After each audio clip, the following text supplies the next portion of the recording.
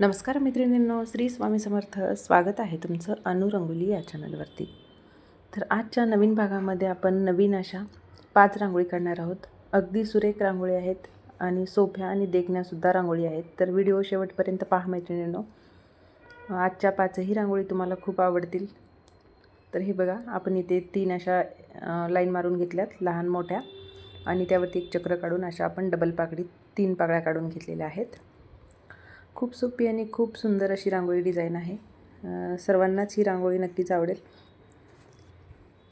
तर हे बघा, आपण 3 पाकळ्या काढल्यात आणि त्यामध्ये आपण हलका असा पांढरा कलर भरून घेतलेला आहे. आणि जी राहिलेली रिकामी जागा आहे तिथे आपण असे डॉट्स देऊन घेऊयात. खूप सुंदर आणि सुरेख दिसते अशी रांगोळी काढली का काहीतरी नवीन आपल्या दारामध्ये देवघरात दिसलं का एक प्रसन्नता वेगळ्या प्रकारची आपल्याला तिथे अनुभवायला मिळते. तर हे बघा, त्या पाकळ्यांच्यावरती आपण असे गोल काढून घेतलेले आहेत आणि आपण असे डॉट्स देऊन घेऊया दोन्ही साईडला. तर हे बघा, या पद्धतीने. आणि जे आपण खाली असं एक चक्र काढून घेणार आहोत इथे लाईनच्या खाली, आणि तिथला व्यवस्थित आपण आकारसुद्धा देऊन घेऊयात. आणि त्याखाली आपण लाल आणि पिवळ्या रांगोळीचे असे डॉट्स देऊयात. तर मैत्रिणींनो, ही होती आजच्या भागातली आपली पहिली रांगोळी. रांगोळी खूप सोप्या आहेत. नक्कीच तुम्हाला रांगोळी काढायला आवडत असतील तर तुम्हाला कशाही रांगोळी काढता येतील. फक्त आपण पाहून तर कोणतीही रांगोळी काढू शकतो. त्यासाठी रांगोळी आपल्या पाहत राहा, आणि जी कोणती रांगोळी तुम्हाला आवडेल ती रांगोळी तुम्हीसुद्धा ट्राय करत राहा. तुमच्यासुद्धा दारामध्ये नवनवीन रांगोळी रोज तुम्ही काढत राहा. रांगोळीमुळे आपल्या घरामध्ये एक वेगळ्या प्रकारची प्रसन्नता निर्माण होत असते. किंवा आपण अंगणामध्ये रांगोळी काढली तर बाहेरून येणारा प्रत्येक व्यक्ती हा सकारात्मक विचार घेऊन आपल्या घरात आलेला नसतो किंवा येत नसतो. त्याच्यासोबत काही निगेटिव्ह एनर्जीसुद्धा येत असते. तर दारातली रांगोळी ही बाहेरून येणाऱ्या माणसाकडून जी निगेटिव्हिटी असते ती थांबवण्याचं काम करत असते. त्यासाठी दारामध्ये आवर्जून रांगोळी, छोटी, अगदी छोट्यातली छोटी का होईना रांगोळी तुम्ही नेहमी काढत चला. अगदी शुभचिन्ह असू देत देवघरातले, किंवा स्वस्तिक असू देत, गोपूज्ञ असू देत, शंख असू देत, कोणती का होईना रांगोळी तुम्ही दारामध्ये स्वस्तिक काढत राहा. आणि ज्यांना डिझाईन काढायला येतील त्यांनी तर डिझाईन काढतच राहा. आपल्या दारामध्ये नवनवीन रांगोळी काढल्यावर एक सकारात्मकता आपल्याला पाहायला मिळते आणि निगेटिव्ह एनर्जीसुद्धा आपल्या घरामध्ये प्रवेश करत नाही.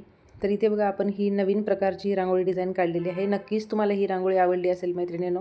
आवडली तर तुम्हीसुद्धा ही ट्राय करा. खूप सोपी आहे. फक्त चौकोन काढून घेतला आहे आणि त्या मध्यंतरी चौकोन आपले व्यवस्थित बरोबर आकार येण्यासाठी अगोदर मध्यंतरी एक लाईन मारून घ्यायची, आणि जेव्हा साईडला आपल्याला 2 किंवा 1 रेष काढायची असेल तर आपण त्या रेषा काढू शकतो. त्याच्यामुळे आपल्या या चौकोनाला व्यवस्थित असे चेक्स बनत असतात.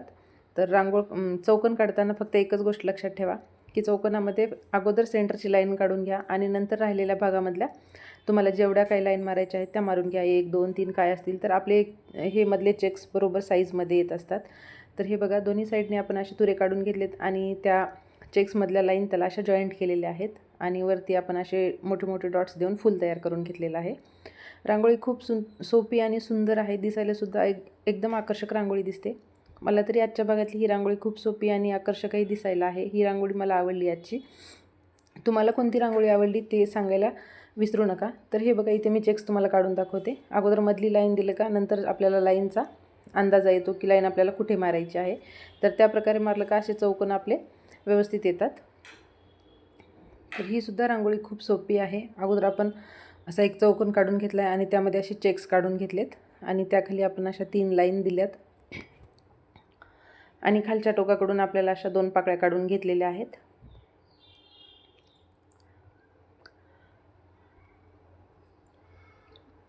आणि छोट्या लाईनवरती आपण लाल आणि पिवळ्या रांगोळीने एक एक डॉट्स दिलेला आहे.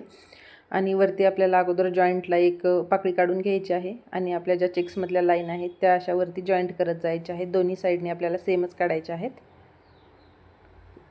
अशा रांगोळी काढल्या का एकदम मनाला प्रसन्नता येते, आणि पाहायलासुद्धा आपल्या मनालाही छान वाटतं की रोज नवीन काहीतरी पाहायला मिळतं, आणि एकदम छानसुद्धा वाटतं. आपल्या दारालासुद्धा नवनवीन काढत राहिल्यावर छानच दिसतं. त्यामुळे आपलं पाहणाऱ्यांचं मनसुद्धा प्रसन्न राहतं. त्यासाठी तुम्ही नवनवीन रांगोळी रोज रोज ट्राय करत राहा मैत्रिणींनो. तर ही बघा, ही सुद्धा रांगोळी आपली सुरेख अशी काढून झालेली आहे. आणि बाजूने आपण असे 3 तुरे काढून घेऊयात.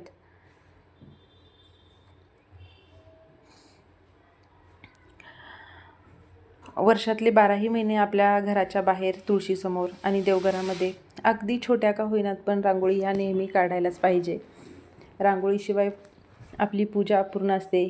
देवघरासमोरची दारामध्ये सुद्धा आपला दरवाजा उंबरवठा रांगोळीशिवाय अपूर्णच असतो. त्यासाठी रांगोळी ही खूप महत्त्वाची आहे आणि ती काढलीच पाहिजे. त्यामागे काहीतरी शास्त्रच असतं. त्यासाठी आपण छोटी का होईना रांगोळी नाही आली तरी तुम्ही साच्याच्या सहाय्याने सुद्धा रांगोळी काढू शकता. आणि ज्यांना रांगोळी काढायला येतात त्यांनी तर आवर्जून बोटांनी रांगोळी काढा. तर हे बघा मी इथे असे मोठे मोठे 2 डॉट्स दिलेत आणि वाटीने त्याला प्रेस करून घेतले आणि बोटाच्या सहाय्याने असे इथे मी 2 चक्र काढून घेतलेत. आणि त्याच्या दोन्ही साईडला आपल्याला असे 3-3 डॉट्स देऊन घ्यायचे आहेत आणि पेन्सिलच्या सहाय्याने खालच्या साईडला ओढूनसुद्धा घ्यायचं आहे. तर हे बघा त्याखाली आपण असे डॉट्स देऊयात. एक मोठा आणि त्यानंतर छोटा छोटा असे छोटे छोटे डॉट्स देऊन घ्यायचं आहे. आणि त्याखाली आपण लाल आणि पिवळ्या रांगोळीने सुद्धा असे डॉट्स देऊन घेऊयात. रांगोळी कशीही असो की लहान असू द्या मोठी असू द्या त्यामध्ये हळदी कुंकवाचा वापर झालाच पाहिजे. तुम्ही कलर वापरला तर हळदी कुंकू वापरायची गरज नाही. जेव्हा आपण कलर वापरत नाही तेव्हा फक्त पांढऱ्या रांगोळी नाही काढायची. त्यामध्ये थोडा का होईना हळदी कुंकू आपण टाकायचं असतं आणि कलर टाकले तर काही आवश्यकता नाही त्याची.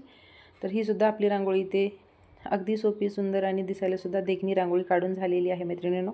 तर आपण ही या भागातली 5वी रांगोळी शेवटची आहे. तर ही काढूयात.